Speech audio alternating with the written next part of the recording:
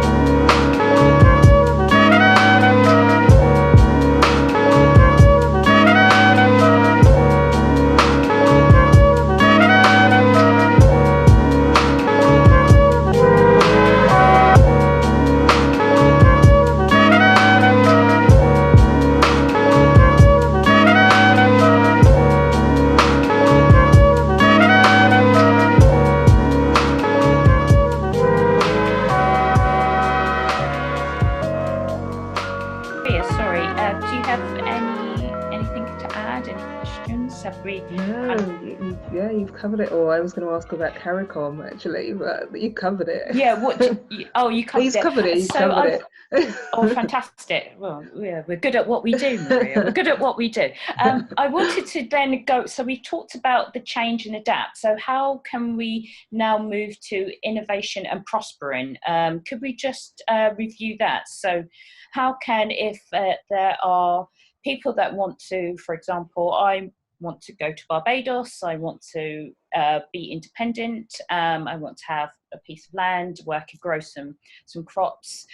How do you get people to have the vision from the innovation to the prosper? Because you've got to help build the dream for them. You've got to give them the vision. How can you do that? Keyword there is build, basically. So we're always on the lookout for people like Seth, who are already in the mindset of integrating all these different pieces. If I ask you to build me something or develop a project, it's not just nuts and bolts construction.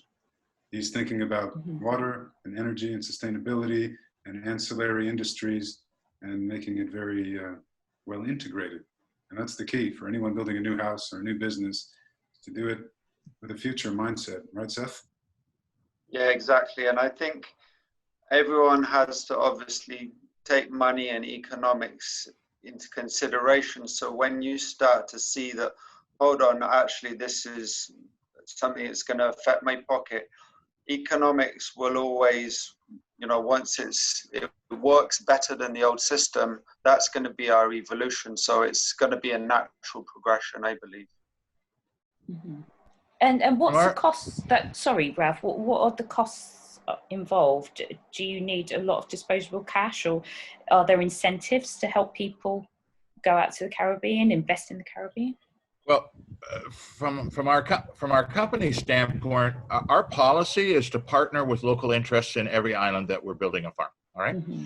I've been around long enough to know in this region that, as an outlander, although I've been here a long time and I'm a CARICOM national by marriage and even all of that, the most effective way to integrate into a business, into any island, is to partner with local interests. Now, that could be either from off-takers, our customers.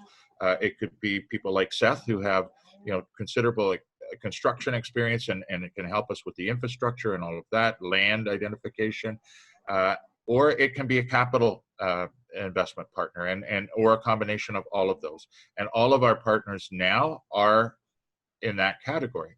And that's key in terms of from a cultural standpoint, more than anything, is that we don't want to be seen as an outsider. We want to integrate with the local industry. So from our perspective, we always reach out first to the most likely potential candidates as partners for our project.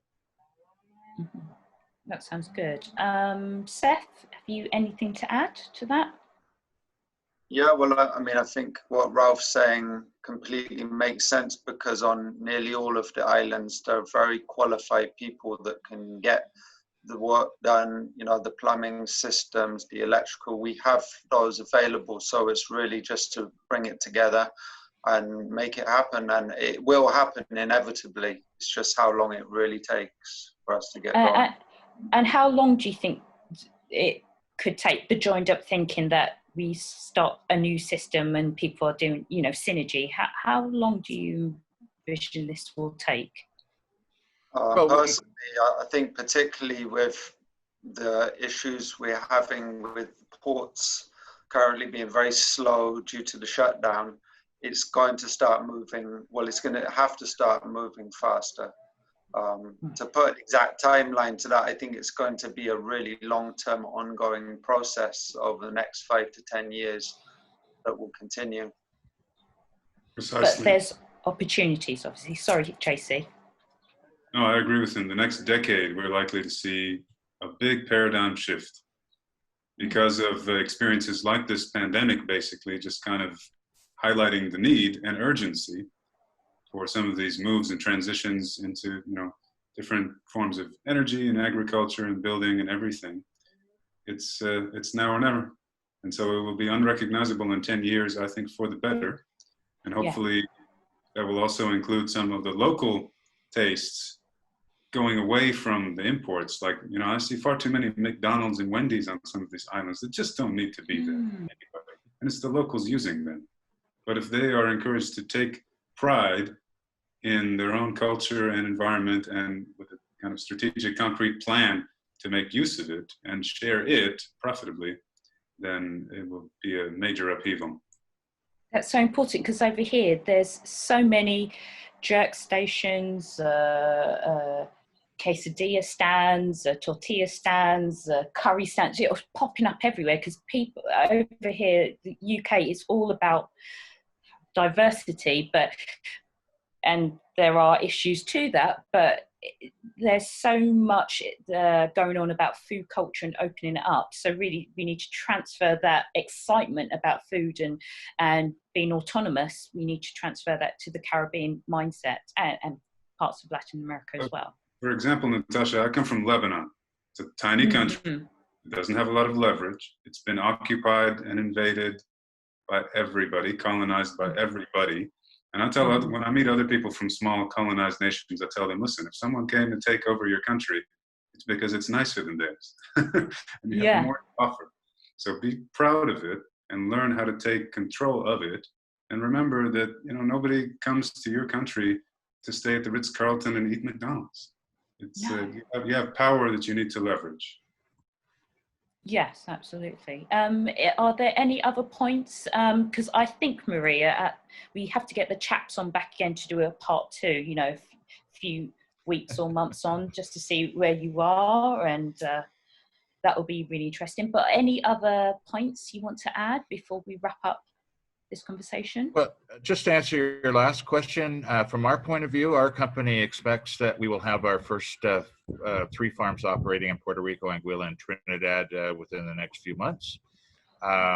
We would be planning expansion by then, and we also hope to have farms operating by the end of the year in about 2 or 3 more islands. So we'll have a footprint well established before the end of the year.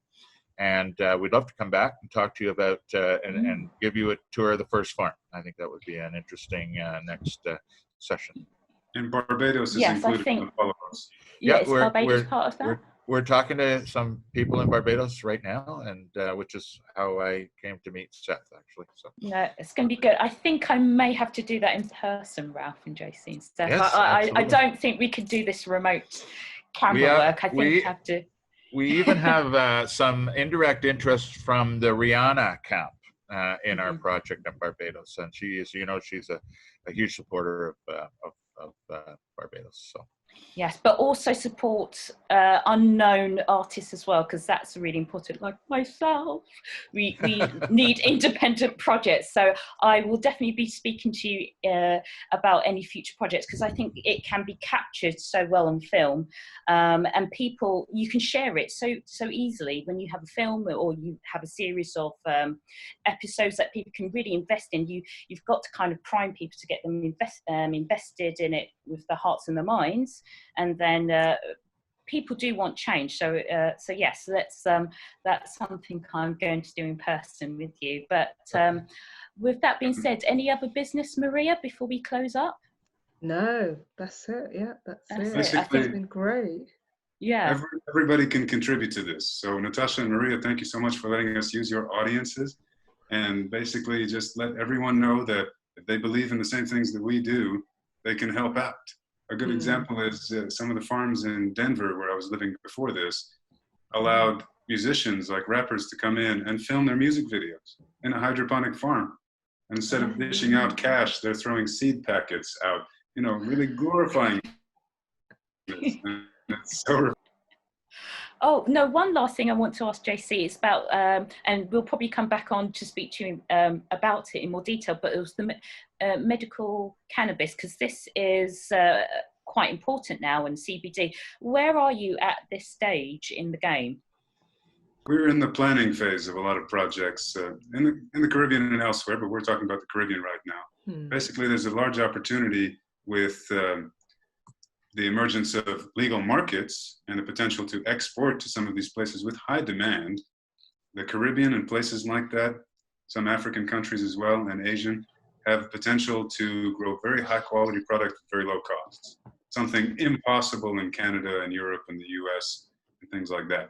So it's a matter of leveraging the existing farmers' expertise and knowledge of their own land and varieties and things like this, giving them just a few tools to work with that are technological, so that they can do more than they ever dreamed they could. And that's just going to be another source of income. It's a reputation they've had, which has been viewed as negative, drugs and all this. Well, the world wants it now. Europe will buy it from you. So, and it will definitely break the back of the pharmaceutical mafia that kind of, you know, has a stranglehold on naturopathic products. And I think there is a move, and coming from Caribbean parents, they don't want anything allopathic, they want everything naturopathic. So if I've got a sore throat, my father and my mother will just go off into the garden, cut something, go, boil this, drink it. And it's like, what are you giving me? Why is it green with spikes? No, just drink it. So I think there is a real push now for the metaphysical side. You know, your body, your mind has to be balanced. Seth, you do yoga, so you're in my camp, aren't you? About everything being clean and natural, and growing your body in the right way, and looking after your body in the right way. So no, we should definitely have Jay. Yeah, absolutely. Marie, we need to book JC on to talk more about medical cannabis, because this is very important. We have a lot of CBD people that are really interested, especially in the UK now, where it's kind of opening up. It's people are quite excited about it, and it's curing a lot of ailments that have been plaguing people. So that's great. But on that note, yes, Ralph, anything else you want to say, Ralph? Sorry, I cut you. Anything else? Just you know, on the CBD, there's a lot of opportunity. There's now 3 islands in the Caribbean that are legalized, that have licensing authorities in place, being Puerto Rico, Jamaica, and St. Vincent.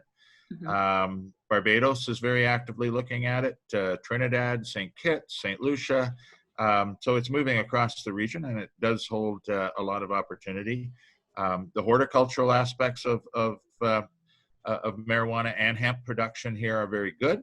What we need to do is we need to bring in certain levels of expertise in terms of the export capability for that product, because the market here is too small to take advantage of it. So, you know, there needs to be international standards created, laboratories, a lot of very sort of high-tech ancillary businesses to support the industry. You can't just grow it and sell it to your neighbors. You've got to grow it, you've got to process it into a higher quality product, and you've got to be able to export it to international markets. That's where the economic benefit's going to come to the Caribbean. Yeah, you need laboratory testing.